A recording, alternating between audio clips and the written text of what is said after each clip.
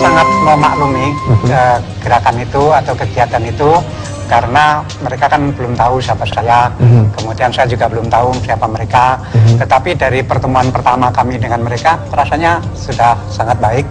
Kemudian besok kami juga menemui SP yang lain, serikat pekerja yang lain, karena di sini kan tidak hanya ada satu serikat pekerja, ada 2 serikat pekerja atau 3 serikat pekerja, sehingga itu biasalah. Saya sangat memaklumi. Rasanya yang mereka persoalkan itu tidak banyak kok. Yang mereka persoalkan adalah satu, itu takut saya melakukan swastanisasi PLN. Itu yang paling ditakutkan. Itu sama sekali di luar wewenang saya.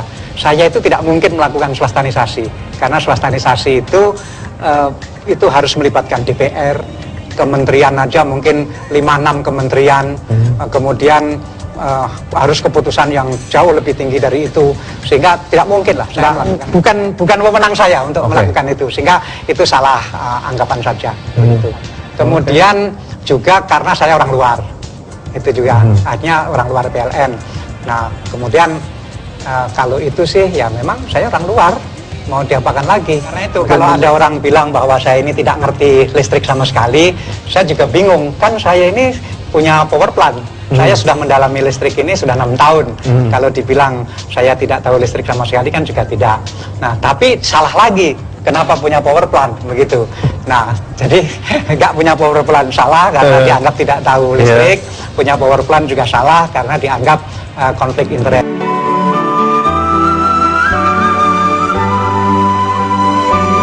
Pekerjaan manajemen adalah membuat prioritas.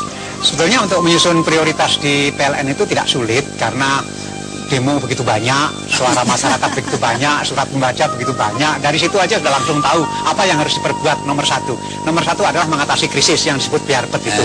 Karena itu kita tekankan bahwa yang mati lampu 150 kali per pelanggan per tahun itu harus diturunkan, termasuk prioritas anggaran. Terus terang saja saya buka di sini, ada satu proyek besar sekali, itu di Jakarta, itu memakan biaya kira-kira 15 triliun. Itu saya batalkan terus terang. Yang paling pokok di situ di bidang keuangan, Pak. Karena itu waktu saya memilih direktur keuangan, saya berada dalam 2 dilema. Apakah saya memilih ahli keuangan atau saya memilih yang punya sikap keuangan? Saya membedakan antara ahli keuangan dan punya sikap keuangan. Yang terbaik tentu dua-duanya, ya ahli keuangan, dia juga punya sikap keuangan. Belum tentu semua ahli keuangan itu sikap keuangannya baik. Karena itu saya mempercayakan direktur keuangan ini kepada orang yang harus memenuhi syarat 2 ini. Ya pinter keuangan, ya punya sikap keuangan. Karena itu saya bisa mengalokasikan pikiran saya ke non keuangan, Pak.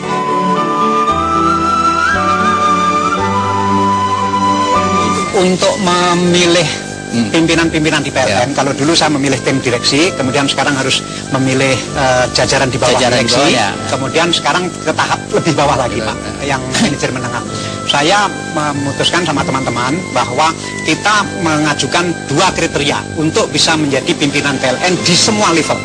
Level 1 sudah, level 2 sudah, sekarang ini menginjak ke level 3. 2 syarat itu adalah, 1, dia punya integritas, yang kedua dia punya antusias. Karena kalau nggak antusias, nggak bisa maju, Pak.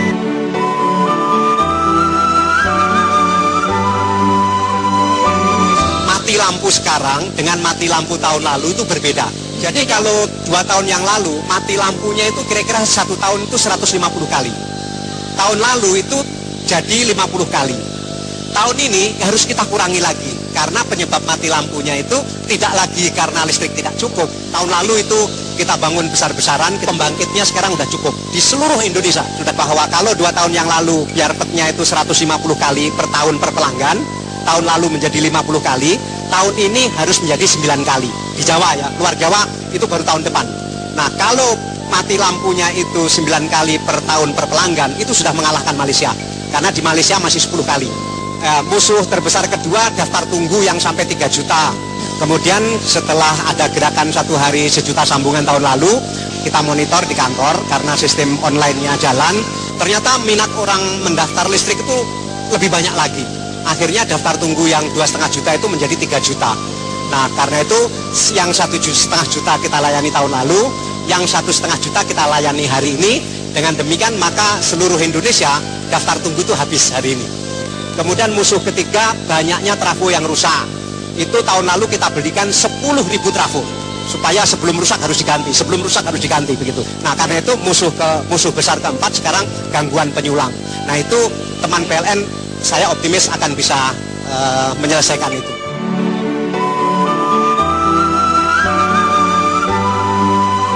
PLN punya program yang sangat modern, yaitu listrik prabayar, dan tahun lalu sudah kita coba, seluruh Indonesia sudah ada 1 juta pelanggan yang pindah ke listrik prabayar.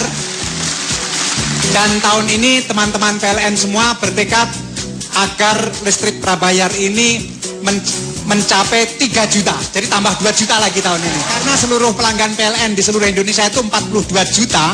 Jadi kalau mentargetkan tahun ini 3 juta pindah ke prabayar, teman-teman semua optimis pasti tercapai.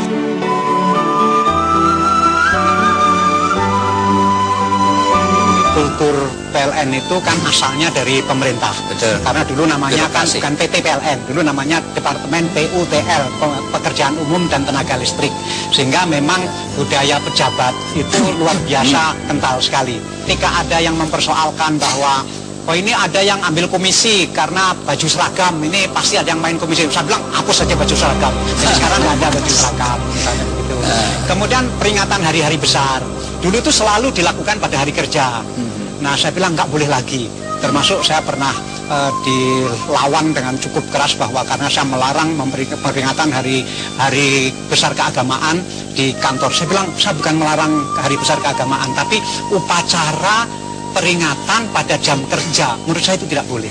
Karena memperingati itu sunnah, sedangkan bekerja itu wajib. Masa sunnah menghilangkan wajib? Kalau di kantor pemerintah kan biasa peringatan maulid atau peringatan Isra Mi'raj pada hari kerja, karena pemerintah kan nggak bisa bangkrut. Nah, kalau perusahaan ini kan bisa bangkrut, saya bilang nggak bisa lagi seperti itu. Sehingga budaya melayani Pak itu memang akan menjadi kultur ke depan PLN, tetapi memang memerlukan waktu dan memerlukan kerja keras luar biasa untuk berubah dari budaya pejabat menjadi budaya melayani.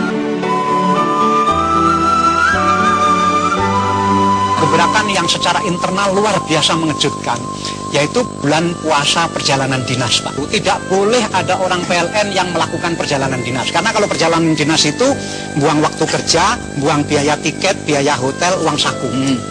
Dan di seluruh PLN ini 1 bulan di kemarin-kemarin ini yang melakukan perjalanan dinas itu 28.200 orang dalam 1 bulan. Mengejutkan sekali karena terus bagaimana nih kita nggak boleh perjalanan dinas? Nggak boleh, saya bilang. Nah, kalau ada kejadian apa di sana nggak boleh. Pertama kita pengen menguji tingkat kecanggihan manajemen. Tanpa perjalanan dinas urusan ini bisa selesai atau tidak? Karena mestinya kalau manajemen baik tanpa perjalanan dinas urusan kan tetap selesai begitu. Bisa pakai email, bisa pakai video conference dan cara-cara manajemen yang lain yang lebih canggih. Nah, tapi jadi yang terpenting sebetulnya bukan menghematnya, meskipun menghematnya juga luar biasa. Yang terpenting adalah berubahnya gaya. Saya punya keyakinan bahwa di semua organisasi, termasuk di perusahaan, itu sebetulnya yang brengsek banget itu cuma 10% saja. Ya. Kemudian yang baik banget, idealis banget itu kira-kira juga cuma 10% aja. Yang 80% itu ikut-ikutan aja. Pimpinannya yang 10% tadi bagus, yang 80% tadi akan ikutan. Seharusnya jangan takut melakukan perubahan, Pak. Karena yang menentang itu ya yang 10% tadi aja.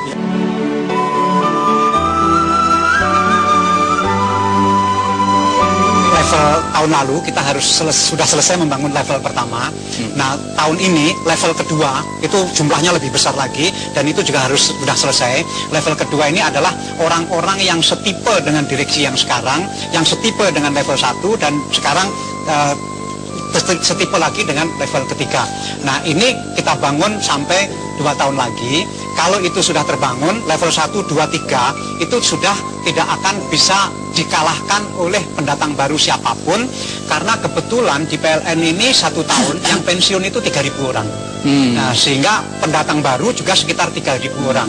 Kalau dalam masa 4 tahun itu 3.000 kali 4 itu kan kira-kira sudah 12.000. Sehingga ada darah baru dari fresh graduate sejumlah 12.000 orang. Ini yang kita jaga, jangan sampai terkontaminasi oleh gaya dan oleh kultur yang lama. Sementara yang lama-lama juga setiap tahun pensiunnya jumlahnya besar. Sementara lagi level 1, level 2, level 3 sudah kita perbaiki. Sehingga 3 level yang sudah baik, ditambah darah baru yang jumlahnya 12.000, yang juga baik, rekrutemennya baik, kemudian dicekoki dengan budaya yang baik. Sementara yang lama juga mulai meninggalkan, maka kita harapkan ke depannya itu bisa berubah.